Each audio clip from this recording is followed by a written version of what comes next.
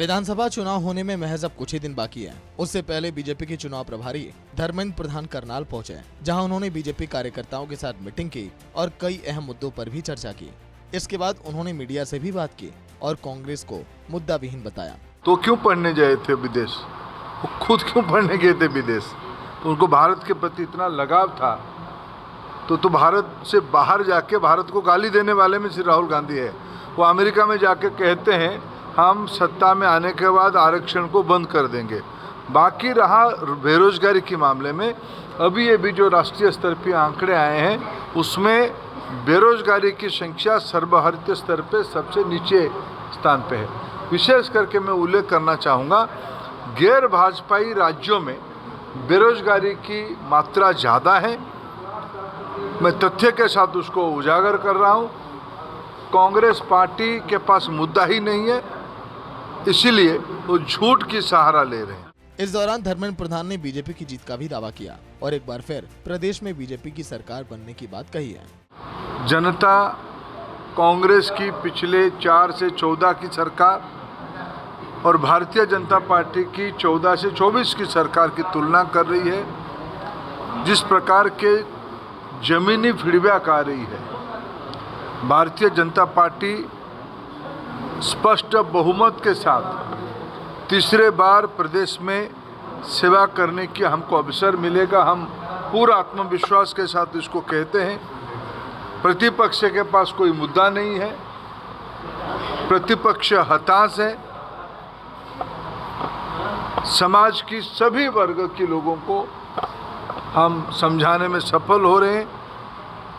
श्री नायब सिंह सैनी जी के नेतृत्व में, माननीय नरेंद्र मोदी जी की मार्गदर्शन में हरियाणा फिर भारतीय जनता पार्टी की को सेवा करने का अवसर देगा। गौरतलब है कि चुनाव को लेकर तमाम पार्टियां लगातार अपने प्रत्याशी के पक्ष में प्रचार कर रही हैं, जिससे वो इस चुनाव में जीत हासिल कर सकें। अब देखना यह है कि जनता किसे अपना समर्थन देती है। सूर्या समाचार के लिए करनाल से हिमांशु नारंग की रिपोर्ट। विधानसभा चुनाव होने में महज अब कुछ ही दिन बाकी है। उससे पहले बीजेपी के चुनाव प्रभारी धर्मेंद्र प्रधान करनाल पहुंचे, जहां उन्होंने बीजेपी कार्यकर्ताओं के साथ मीटिंग की और कई अहम मुद्दों पर भी चर्चा की। इसके बाद उन्होंने मीडिया से भी बात की और कांग्रेस को मुद्दा विहीन बताया। तो क्यों पढ़ने गए थे विदेश? वो खुद क्यों पढ़ने गए थे विदेश? तो उनको भारत के प्रति इतना लगाव था तो भारत से बाहर जाके भारत को गाली देने वाले में श्री राहुल गांधी है। वो अमेरिका में जाके कहते हैं हम सत्ता में आने के बाद आरक्षण को बंद कर देंगे। बाकी रहा बेरोजगारी के मामले में, अभी जो राष्ट्रीय स्तर पे आंकड़े आए हैं उसमें बेरोजगारी की संख्या सर्वभारतीय स्तर पे सबसे नीचे स्थान पे है। विशेष करके मैं उल्लेख करना चाहूँगा, गैर भाजपाई राज्यों में बेरोजगारी की मात्रा ज़्यादा है। मैं तथ्य के साथ उसको उजागर कर रहा हूँ।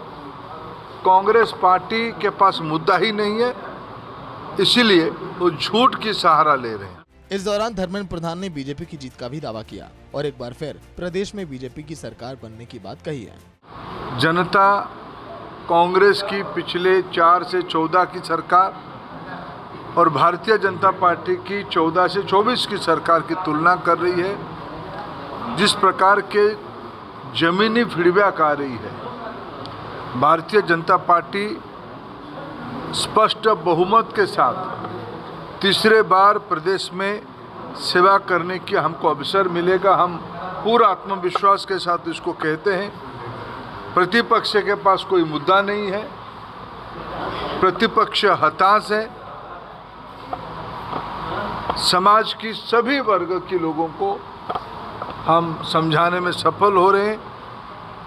श्री नायब सिंह सैनी जी के नेतृत्व में, माननीय नरेंद्र मोदी जी की मार्गदर्शन में हरियाणा फिर भारतीय जनता पार्टी की को सेवा करने का अवसर देगा।